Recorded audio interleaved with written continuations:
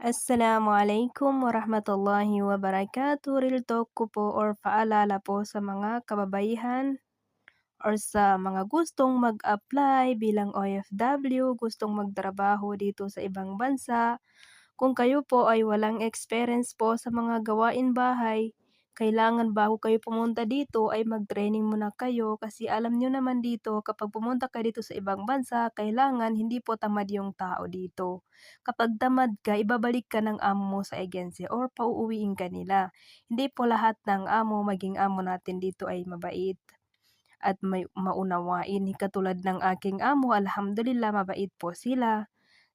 Lalo na kapag may sakit ako or masama ang aking pakiramdam, kapag sinasabi ko masakit yung ulo ko or masama yung aking pakiramdam, ay sabi nila sa akin, "Magpahinga ka hanggang maging okey ka na, kapag hindi ka pa okey, 'wag ka pa muna magtrabaho." Gano'n ang kabait ang aking mga amo, alhamdulillah wala akong masasabi sa kanila, napakalambot ng puso nila, alhamdulillah. Kaya kayo mga OFW, kapag gusto niyo mag-apply dito sa ibang bansa, ganito ang buhay. Mabuti pa yung sa akin, alhamdulillah konti lang yung aking trabaho, konti lang yung aking inuugasan, hindi katulad ng iba napakadami. So yun lang mga aking kababayan mga OFW.